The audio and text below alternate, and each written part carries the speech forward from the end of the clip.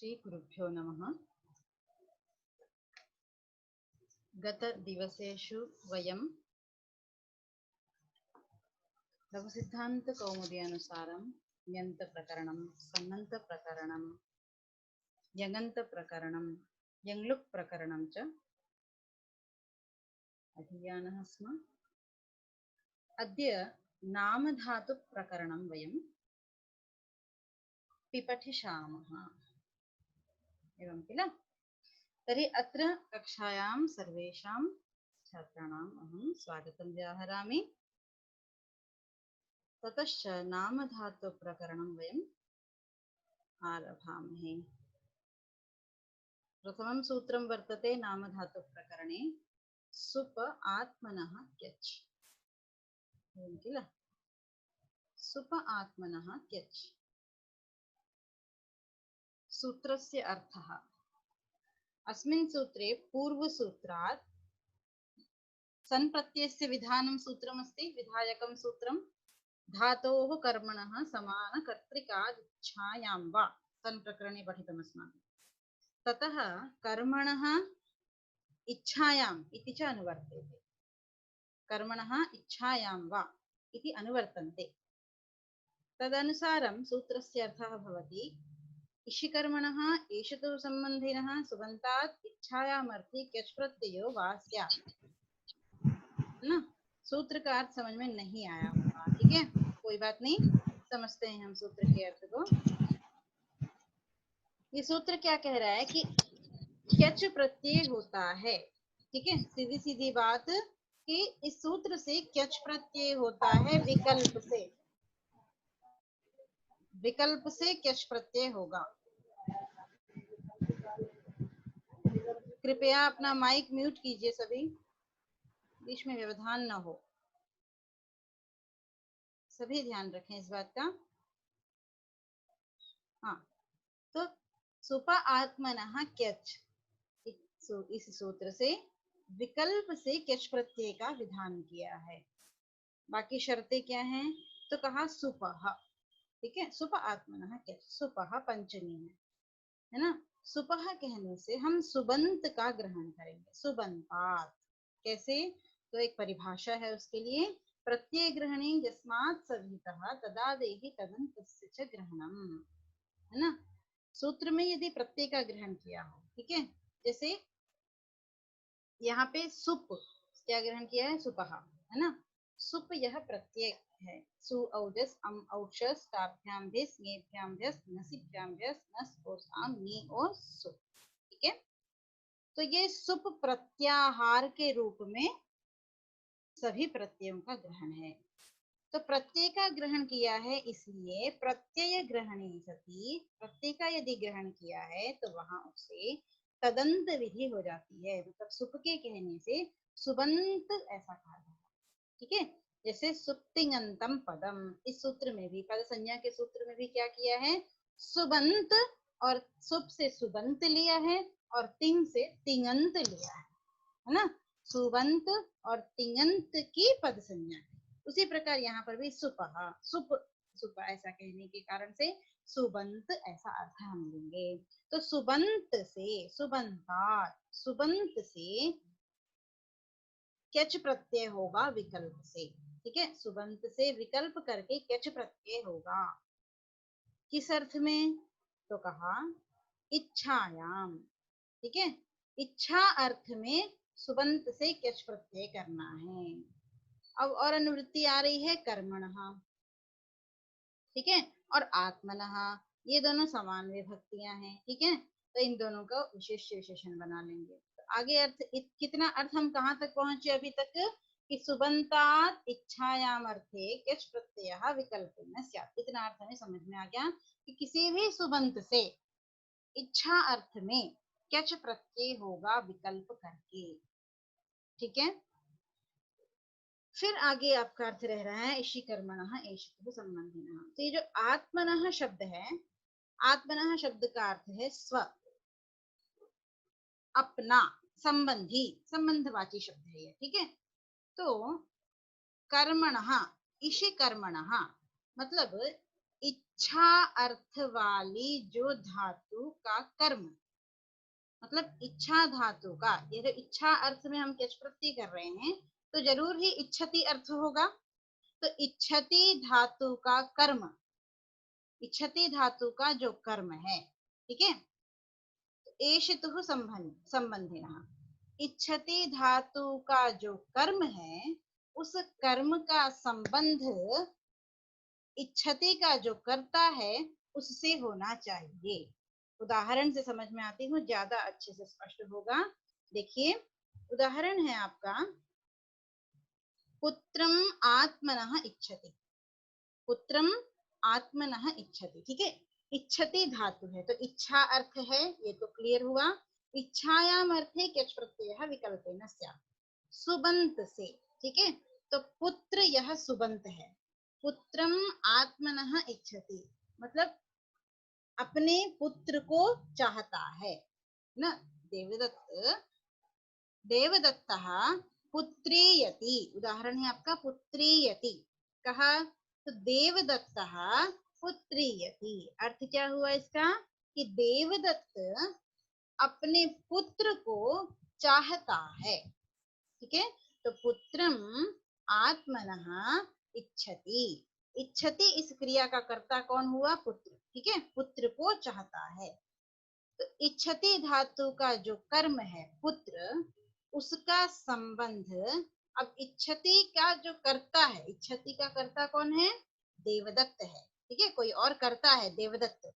तो इच्छति धातु का जो कर्म है पुत्र, उस पुत्र का संबंध इच्छति का जो कर्ता है उससे होना चाहिए। स्पष्ट हुआ आपको कि इच्छति का जो कर्म है उस कर्म का संबंध इच्छति के कर्ता के साथ होना चाहिए। तो पुत्र किसका है भला, देवदत्त का ही तो है, और देवदत्त ही इच्छति का कर्ता है और पुत्र इच्छति का कर्म हुआ, ठीक है। तो तात्पर्य क्या हुआ कि कर्ता भी इच्छति का कर्ता हो और इच्छति का ही कर्म हो, और कर्म का संबंध उस कर्ता से हो, जिस कर्ता का, जिस जो कर्ता मतलब जिस कर्ता की क्रिया इच्छति है, ठीक है। तो ऐसे शब्द, ऐसे सुबंत से, सुबंत मतलब सु औजस अम औषस जो प्रत्यय हो चुके हैं जिन शब्दों से, पुत्र पुत्र पुत्राः पुत्रम, है ना, तो कर्म ही चाहिए, कर्म ही सुबंत चाहिए हमें, द्वितीय विभक्ति, तो उस सुबंत से क्यच प्रत्यय होगा। समझ में आया अर्थ कि इषि कर्मणः, इच्छति धातु का कर्म होना चाहिए और उस कर्म का संबंध एषितुः संबंधिनः मतलब इच्छति का, इच्छति कर्ता का जो इच्छति का जो करता है उसका संबंधी है अगर, तो ऐसे सुबंत से इच्छा अर्थ में ही क्यच प्रत्यय विकल्प से करना है।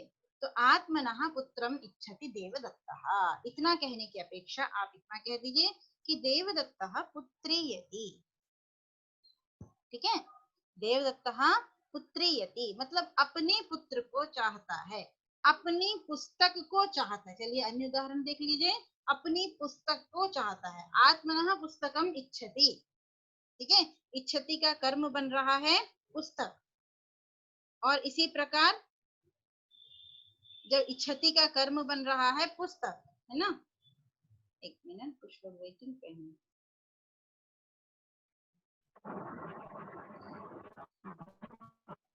तो आत्मनः पुस्तकम इच्छति, इस स्थिति में इच्छति का कर्म कौन बन रहा है, पुस्तक बन रहा है, ठीक है।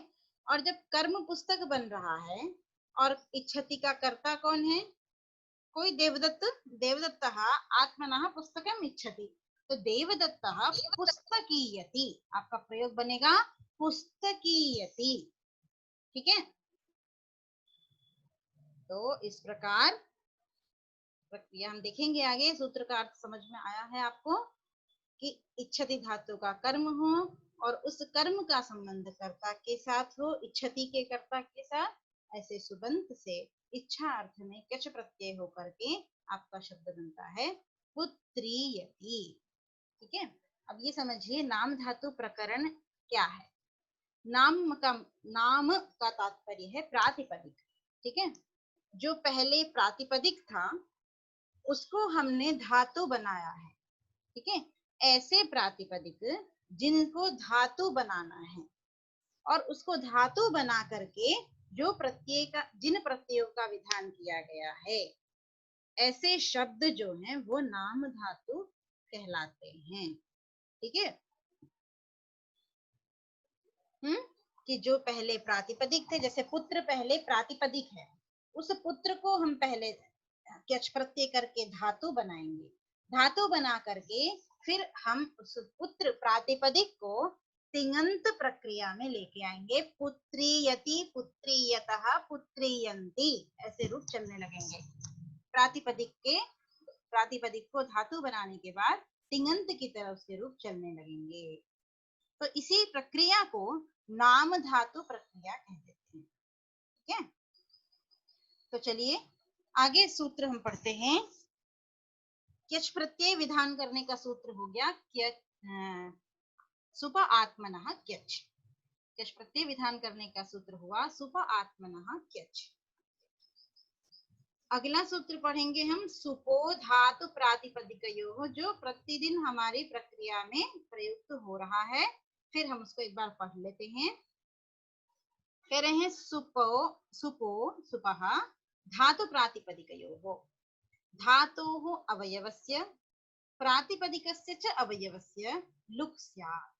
धातु का अवयव या प्रातिपदिक का अवयव आपको दिख रहा है तो उसका लुक हो जाना है। तो समास करने के बाद एक ही पद में जब प्रातिपदिक का अवयव यदि सुप दिख रहा है ना, समास करने के बाद क्या है, एक पद हो जाता है ना।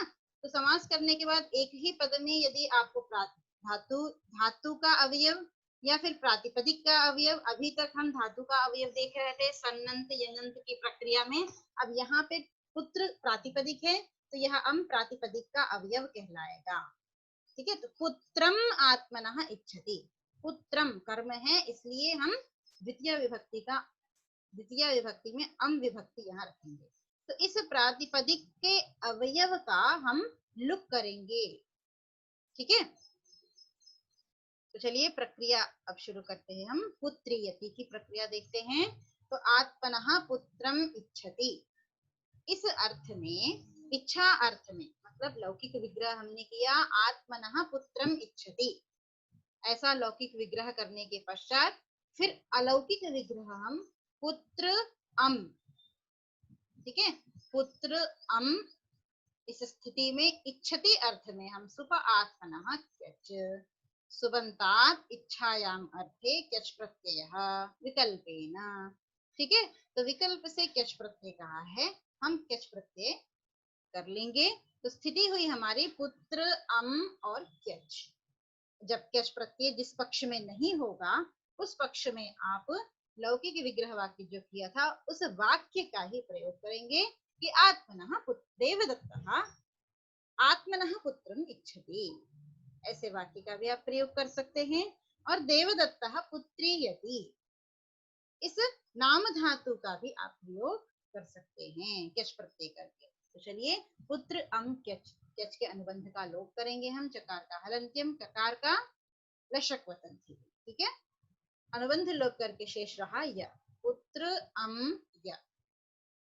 अब स्थिति में क्या करना है, तो कहा सनाद्यंता धातवः, जैसे हम कर रहे थे अभी तक यंगंत की प्रक्रिया में हमने बताया, सन्नंत की प्रक्रिया में मैंने बताया आपको कि सनादि अंत जो, मतलब सनादि गण में जो प्रत्यय पढ़े गए हैं सन, यंग, क्यच, क्यंग, ये सभी प्रत्यय सनादि गण में पढ़े गए हैं। तो उन प्रत्ययों के करने के बाद उस समूह की सनाद्यंत शब्द की धातु संज्ञा हो जाती है। तो इस प्रकार पुत्र अम य, इस समुदाय की हम धातु संज्ञा कर लेंगे। तो देखिए पुत्र पहले प्रातिपदिक है, प्रातिपदिक से जब हमने पुत्र अम इस सुबंत से या मतलब क्यच प्रत्यय जब हमने कर लिया, तो अब इस त्यजंत की हमने धातु संज्ञा कर दी, मतलब जो पहले प्रातिपदिक था अब वो धातु बन गया। तो अब धातु का अवयव जो अम है, उस अम का हम लुप कर देंगे सुपोधात प्रातिपदिकयोः, इससे हम अवयव का लोप कर देंगे। तो अम का लोप हो जाने के बाद स्थिति क्या रहेगी आपकी, पुत्र अम का लोप हो गया, पुत्र य, ये स्थिति रह गया। ठीक है, तो पुत्र यह एक धातु है। ठीक है, जानबूझ के मैंने यह अलग लिखा है क्योंकि आगे क्यचिच हम आगे पढ़ेंगे, क्यचिच इसी प्रकरण में आगे है। तो चलिए पहले सूत्र पढ़ लेते हैं। क्यचिच, हाँ, तो पुत्र य इस स्थिति में सूत्र आपका लगेगा क्यचिच। ठीक है, क्यचि परे अवर्णान्तस्य अंगस्य ईकारादेशः स्यात्। यदि क्यच प्रत्यय परे हो, यकार क्यच प्रत्यय का है, तो क्यच प्रत्यय के परे रहते अवर्णांत जो अंग है, मतलब अकारांत, पुत्र शब्द अकारांत है, तो उस अकारांत को अंग को ईकार आदेश हो जाना है। तो पुत्र शब्द अकारांत है, उसको ईकार आदेश करके हमने क्या बना लिया, पुत्रीय, से इत कर लिया तो पुत्रीय बन गया। अब यह पुत्रीय एक धातु है, इस धातु से हम वर्तमाने लट से वर्तमान काले, यदि लट लकार में आपको प्रयोग बनाना है तो लट प्रत्यय ले आइए, है ना। अन्य किसी लकार में लाना है, जैसे लृट लकार में भविष्य काल में, तो लृट लकार ले आइए तो पुत्रीयिष्यति बन जाएगा। ठीक है, वर्तमान काल में हम अभी लट प्रत्यय लेके आए हैं, तो लट प्रत्यय करके फिर तिबादी उत्पत्ति कर लेंगे और कर्तरी शब्द से हम शब्द प्रत्यय कर लेंगे। तो पुत्रीय टिप करने के बाद जब कर्तरी शब्द से हमने शब्द विकरण कर लिया, तो पुत्रीय शब्द टिप, टिप के पकार का लोप करेंगे, शब्द के शकार और पकार का अनुबंध लोप करके शेष रहा पुत्रीय अति। इस स्थिति में अतो गुण से हमने प्ररूप कर लिया, य और अ मिला के पुत्रीयति आपका प्रयोग बनता है। ठीक है, इसी प्रकार पुस्तकीयति, कुछ भी बना, अपने से संबंधित किसी भी वस्तु के साथ आप यह प्रयोग बना सकते हैं। ठीक है, तो पुत्रीयति इस प्रक्रिया से रिलेटेड आपने 3 सूत्र पढ़ लिए। एक तो सुप आत्मनः क्यच, सबसे पहला सूत्र आपने पढ़ा, आत्मनः पुत्रम इच्छति, सुप आत्मनः क्यच। दूसरा सूत्र आपने पढ़ा, सुपो धातु प्रातिपदिकयोः, कि धातु और प्रातिपदिक के अवयव सुप का लुप हो जाता है। और तीसरा सूत्र आपने पढ़ा क्यचिच। ठीक है, कि कैच के परे रहते अवर्णांत अकारांत अंग को इकारादेश हो जाता है, तो इस प्रकार आपका प्रयोग बना पुत्रीयति। आगे इसी प्रकार प्रक्रिया चलेगी, कुछ शब्द बनेंगे जिसमें कुछ एकादर नए सूत्र लगेंगे। पूरे नाम धातु की प्रक्रिया में क्यचिच एक सामान्य सूत्र है। ठीक है, जहां क्यच प्रत्यय करेंगे वहां क्यचिच जरूर लगेगा। ठीक है ना, तो आगे चलते हैं हम नह के आगे सूत्र है। वो उसमें गुण क्यों नहीं हुआ जो बनाए हैं पुत्रीयति में? हाँ बताओ कहाँ गुण करना है। पुत्र धन जो या करते हैं, पुत्र या, ये ये जो या है मैम, ये आर धातु होगा ना? अर्धातुक होगा, सही है बिल्कुल। हाँ, तो यहाँ पे गुण मतलब होगा नहीं होगा? किसको गुण करना है, गुण किसको होता है, किसको गुण करोगे बताओ। एक सूत्र है अकृत सार्वधातु कयोः। अकृत सार्वधातुकयोः सूत्र से गुण नहीं होता है। सॉरी, गुण नहीं मैम, दीर्घ कह रहे थे। हाँ, दीर्घ क्यों नहीं हुआ? हाँ, अकृत यकार असार्वधातुक यकार के परे रहते। एक मिनट,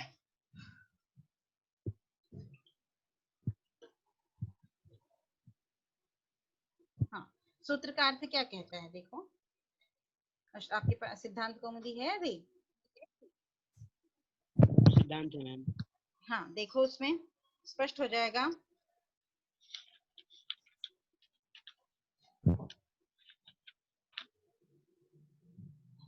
क्या कह रहा है,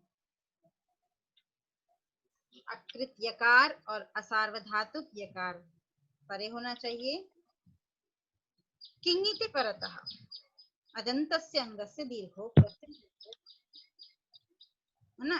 कित नित परे रहते अजंत अंग को दीर्घ होता है। ठीक है, अजंत अंग को यदि आप दीर्घ कर ले, ठीक है, यहाँ पे क्या क्या घट रहा है देखो, सही प्रश्न है।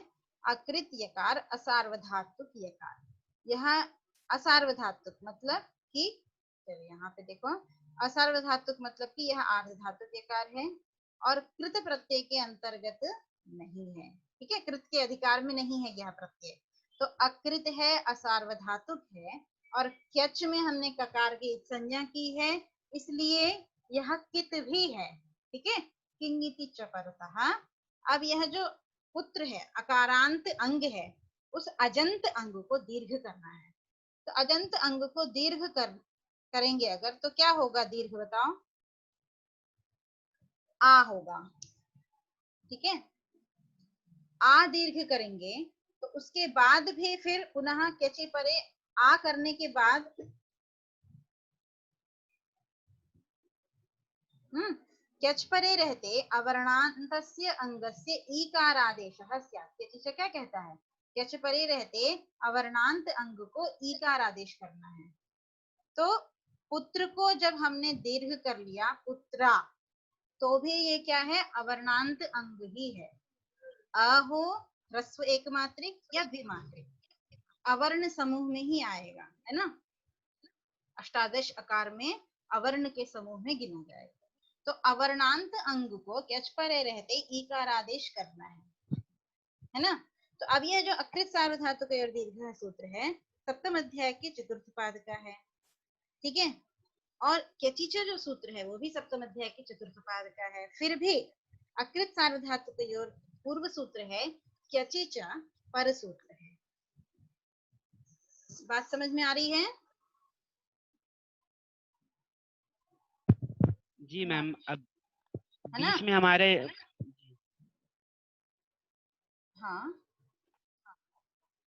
समझ में आई मैम बात? हाँ, आवाज चली गई थी ना, तो फिर हम दोबारा से जुड़े हैं, तो आवाज अभी आ स्पष्ट रही, नहीं आई। अभी आ रही है ना, सुनाई दे रहा है? हाँ, हाँ जी मैम, सुनाई दे रहा है। हाँ, तो ध्यान दो, पुत्र य जब हमने रखा तो अकृत सार्वधातुक और दीर्घ से दीर्घ कर लिया। ठीक है, दीर्घ करेंगे जी तो क्या बनेगा, पुत्रा, स्थिति घट रही है तो दीर्घ होना चाहिए। और ठीक इसी स्थिति में क्यचिच से ईकार आदेश भी होना चाहिए, है ना। पुत्र या इस स्थिति में क्यच परे रहते अवर्णांत अंग को ईकार आदेश भी कहा जा रहा है। तो अब प्रश्न उठता है कि हम अकृत सार्वधातुक और दीर्घ से दीर्घ करके पुत्रा बनाएं, या फिर क्यचिच से ईकार आदेश करके पुत्रीयति पुत्रीय बनाएं, क्या बनाना है। ये परस्पर दोनों सूत्रों में विरोध होने लगा। किन दो सूत्रों में, अकृत सार्वधातुक और दीर्घ और क्यचिचा, इन दोनों सूत्रों में जब विरोध होने लगता है, अनियम होने लगता है, तब कोई परिभाषा प्रवृत्त होती है, अनियमे नियम कारिणी परिभाषा। तो कौन सी परिभाषा आएगी, पूर्व पर नित्यांतरंगापवादानाम उत्तर उत्तरम बलीयः। पूर्व की अपेक्षा परसूत्र बलवान होता है। ठीक है, तो पूर्व सूत्र है आपका अकृत सार्वधातुक और दीर्घ, यह सूत्र पहले है, क्यचिच सूत्र बाद में है। तो पूर्व की अपेक्षा पर सूत्र बलवान होता है, इस कारण से मैम यहाँ अकृत पर वो लगा सकते हैं, विप्रतिषेधे परम कार्यम अनेन सूत्रेण भवितुम शक्नोति। विप्रतिषेधे परम कार्यम, यह जो सूत्र है इसी का ही भाग है पूर्व पर नित्यांतरंगापवादानाम उत्तरोत्तरम बलीयः। ठीक है, जी उसी के अंश को लिया है कि पूर्व की अपेक्षा विप्रतिषेध होने, विप्रतिषेध मतलब विरोध। ठीक है, तो विप्रतिषेध दो सूत्रों का परस्पर विरोध होने पर वाला कार्य होता है। ठीक है ना, तो परसूत्र जो जी है उसको हम प्रवृत्त करेंगे, पूर्व सूत्र की अपेक्षा परसूत्र प्रवृत्त होकर के, तो क्यचिचा परसूत्र है, इस कारण से हम आकार दीर्घ न करके ईकार आदेश कर लेंगे।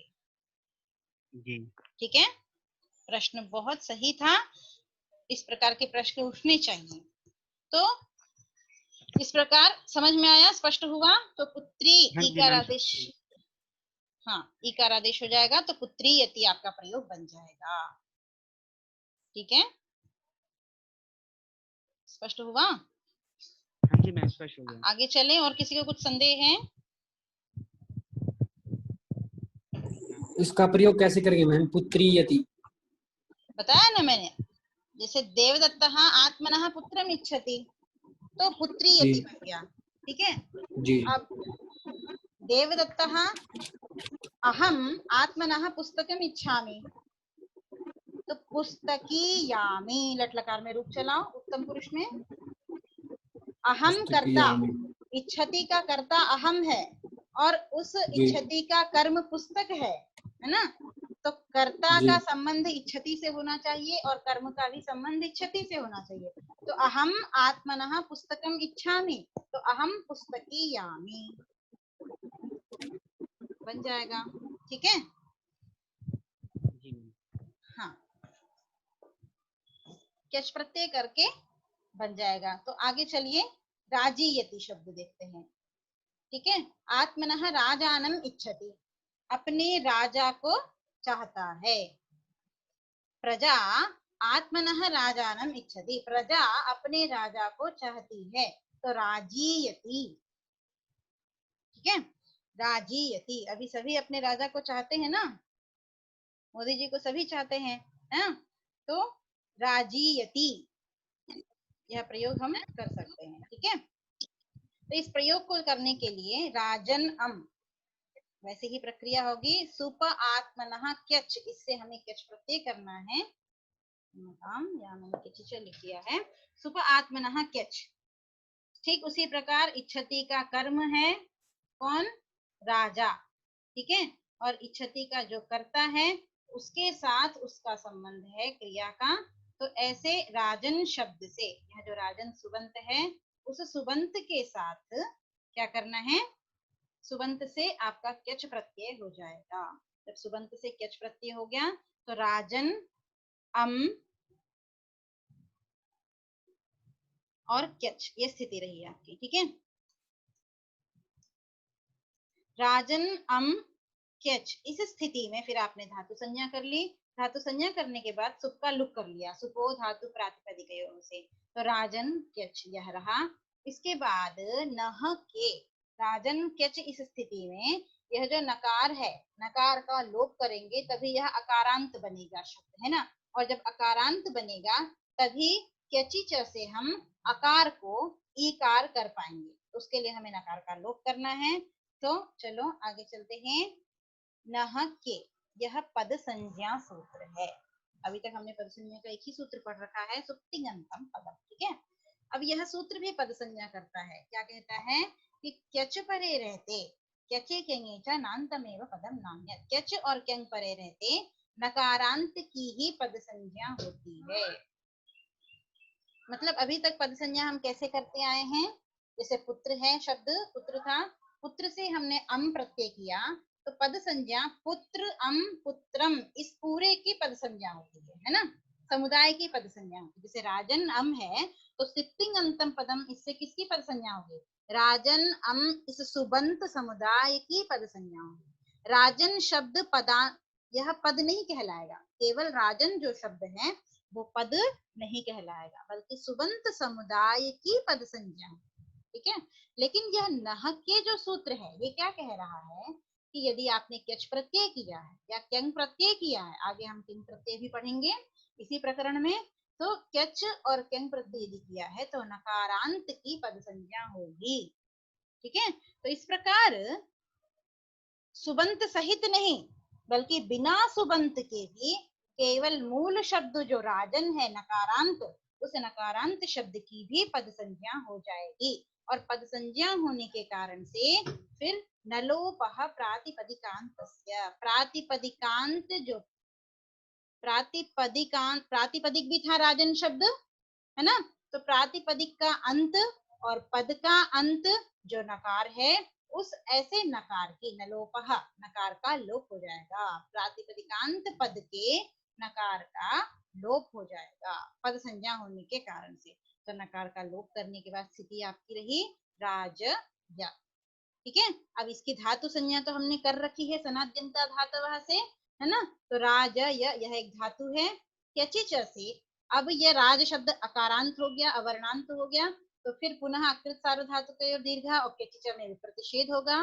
विप्रतिषेध होने के बाद पुनः प्रतिषेधे परम कार्यम, पर कार्य बलवान होने के कारण से केचिच से इत होकर के राजीय वर्तमान काल में लट प्रत्यय ले आइए, लट के स्थान पे तिप और शब्द कर्तरी शब्द से विकरण, तो राजीय राजीयति प्रयोग बन गया आपका।